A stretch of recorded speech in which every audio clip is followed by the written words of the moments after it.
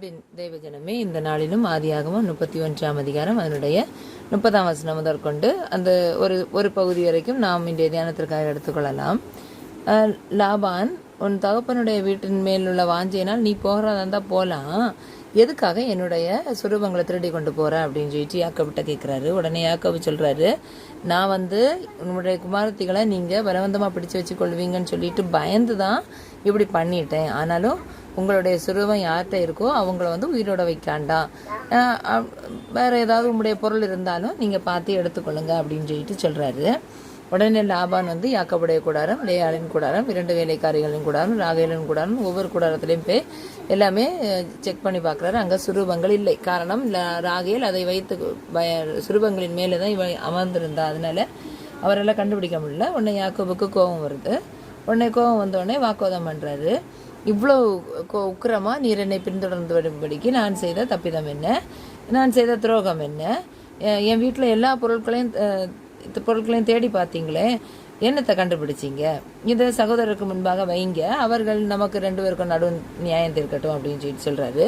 20 வருஷ காலம் உம்மிடத்தை வேலை பார்த்தேன், அதாவது பீருண்டதை நான் உம்மிடத்தில் கொண்டு வராமல் அதற்காக நானே உத்தரவாதம் பண்ணேன். பகலில் களவு போனதையும் இரவில் களவு போனதையும் என் கையில் கேட்டு வாங்கினீர். பகலிலே வெயிலும் இரவிலே குளிரும் என்னை பட்சித்தது, நித்திரை என் கண்களுக்கு தூரமாயிருந்தது. இவ்விதமாய் நான் பாடுபட்டேன். அதாவது யாக்கோபு லாபான் மூலமாக எவ்விதமாய் ஏமாற்றப்பட்டார் என்பதை இந்த வசனத்தின் மூலமாக நாம் அறிந்து கொள்ளலாம்.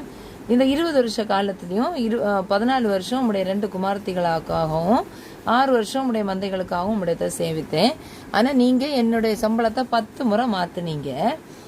என்னுடைய தேவன், என்னுடைய தகப்பனுடைய தேவன் என் கூட இராம போயிருந்தா நீர் என்ன வெறுமையா தான் அனுப்பியிருப்பீங்க. அவர் என்னுடைய சிறுமையை பார்த்து, என்னுடைய கை பிரயாசத்தையும் பார்த்து தேவன் நேற்று ராத்திரி உம்மை கடிந்து கொண்டார் அப்படின்னு சொல்லிட்டு யாக்கோபு சொல்றார். உடனே லாபான் சொல்றான், இந்த குமாரத்திகள் என் குமாரத்திகள், இந்த பிள்ளைகள் என் பிள்ளைகள், இந்த மந்தை என் மந்தை, நீ காண்கிற யாவும் என்னுடையவைகள். அப்போ நான் இவங்களை என்ன செய்திருவேன், நீ அப்போ நம்ம 2 பேருக்குள்ள ஒரு உடன்படிக்கை பண்ணுவோம் அப்படின்னு சொல்லிட்டு ஒரு உடன்படிக்கை பண்ணிக்கொள்ளாங்க. உடனே யாக்கோபு என்ன பண்றா, ஒரு கல்லை எடுத்து அதை தூணாக நிறுத்தி 2 பேரும் உடன்படிக்கை பண்ணிக்கொள்றாங்க. இங்க பாருங்க, இதுல யாக்கோபு தான் செய்த தவறை, இல்லை என்றால் தன் மாமனார் வீட்டிலே தான் பட்ட வேதனையை அவர் சொல்லி காண்பிக்கிறார். லாபானும் உடனே அதை ஏற்றுக்கொண்டு கடவுள் எச்சரித்ததன் மூலமாக யாக்கோபுக்கு எந்த தீங்கும் செய்யாதபடிக்கு அவன் ஒரு உடன்படிக்கை பண்ற அளவுக்கு சமாதானம் ஆகுறாங்க 2 பேரும். அப்போ ஒரு பிரச்சனை வருகிறது என்று சொன்னால் அதை பெரிதப்படுத்தாதபடிக்கு சமாதான நிலையிலே இங்கே மாமனார்